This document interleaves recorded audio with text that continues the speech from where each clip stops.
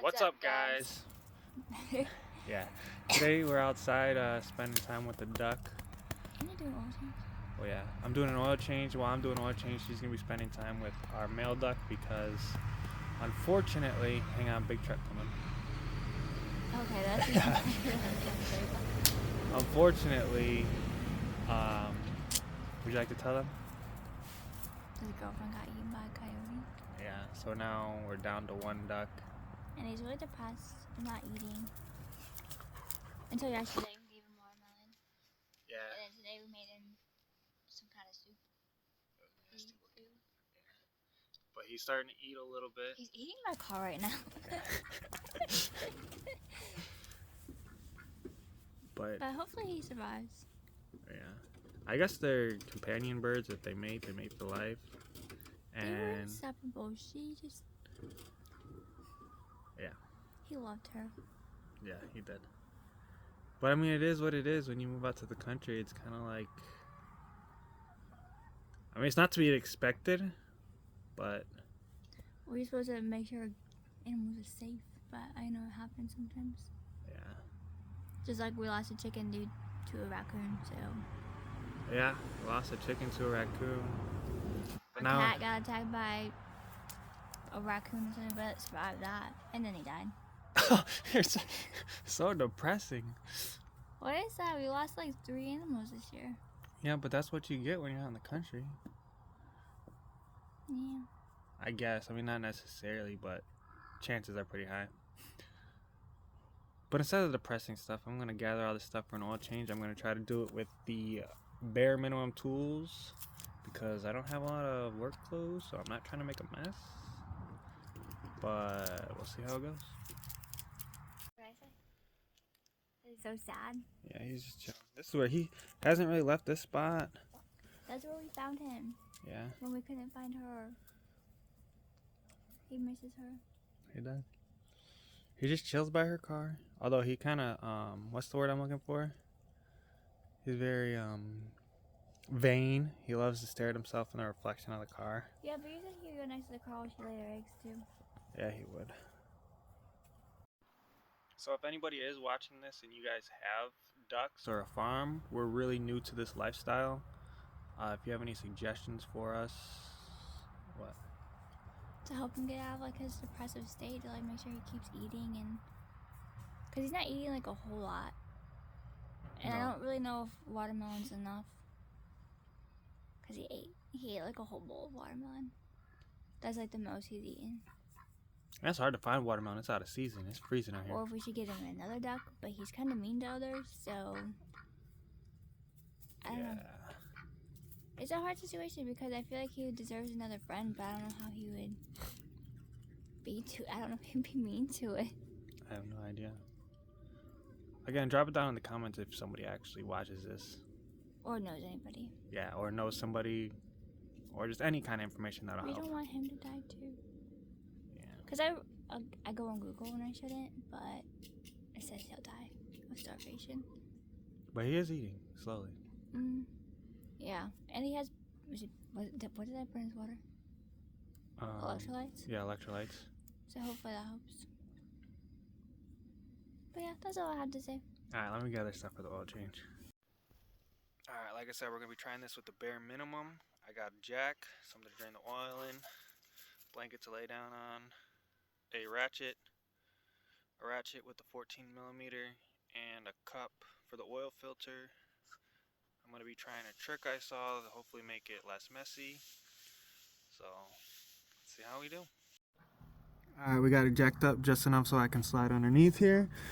Got this makeshift drain pan slid underneath there. And then there's a 14mm bolt right here that we're going to break loose and watch the oil drop down into the bucket. Hopefully not miss. Alright, remember, righty-tighty, lefty-loosey. Got it broken loose, and now we'll spin it off as much as we can by hand. We're spinning it off, and since I'm recording this is where I make a huge mess all over my hand, which I'm trying not to do.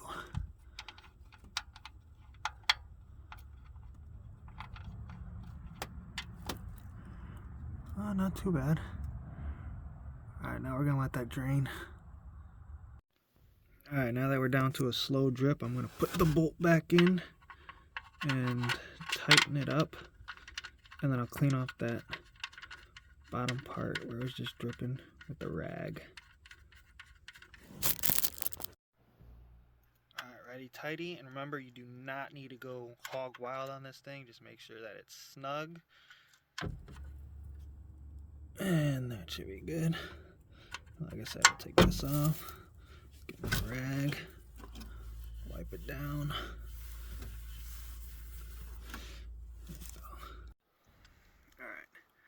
Now we're on to the oil filter. I'm gonna break it loose by hand, and then I'm gonna try putting the cup over it and spinning it off. I've never tried that trick before, but hopefully it works because, like I said, it'll be a lot less messy. Get that loose. It's broken loose. And no, it's actually not that easy. I loosened it beforehand. Now we're gonna slide the cup over. Grab and twist.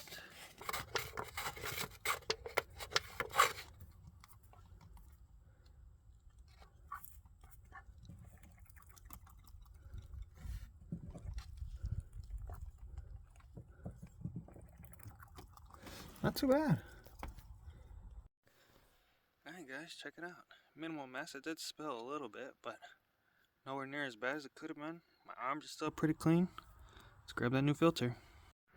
Alright, we got our new filter, and if you have a 1ZZFE Toyota Celica, this is the part number you want if you want to go with the cheap Fram one, which we usually always run because we like to do our oil changes right around 3,000, and this thing burns so much oil that it's always topped off. But we're going to fill this up, we're going to pre-fill it, and then we'll lubricate this O-ring before we put it on. Alright, before we get the new one installed, we're going to clean this mess up. Wipe this down.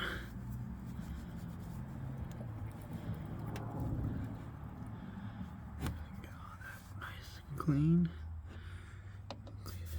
I know you're not supposed to use these rags, but broke, that's all we got.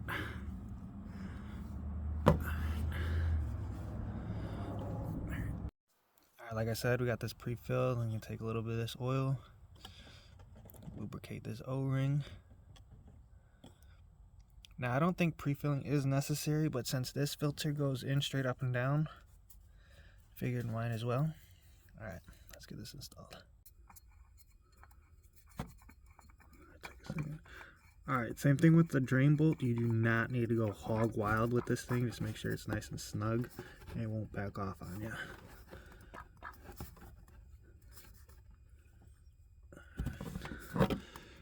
Now I'm going to pull this stuff out of here, set the car down, and we'll fill her up. Alright, car's back on the ground. We got everything cleaned up. We popped the hood. Now we're going to fill her up. We'll take off the fill cap right here. And then for this specific engine, it calls for 4 quarts. And I know it's cold out, you're not supposed to be running 1030, but I'm telling you, this thing burns so much oil, it'll be alright. Alright, let's see if I can pour this in without making a huge mess. I don't even know if you guys will be able to see it. I spilled some, of course. Alright guys, I got the oil poured in, and I thought I decided to give you guys a little bonus clip while that's settling. I'm waiting for it so I can check the oil. I'm going to give you a clip of my LB7 cold start. I haven't started in a few months. I don't even know if it will start. It's about 40 degrees here, so let's see what we got.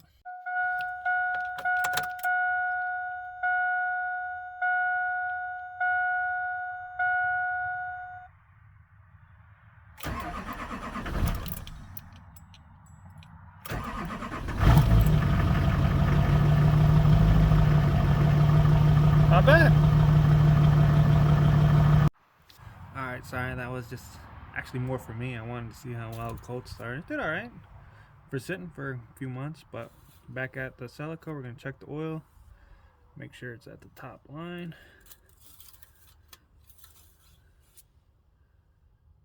Yep. I don't know if you guys see. There's that top line. Perfect. Should be good. And that's how you do an oil change on a 2000 Celica. Alright, here's a quick little tip for you guys. Here's how we keep track of our oil changes. Let me flip you around. Alright, you see how you have your tripometer, your trip A and B. You got your mileage. See, we use our trip A for oil change, and then our trip B we use for our fuel mileage. So we'll just click, hold, and reset that. We were 255 miles over, but oh well. Little quick tip for you.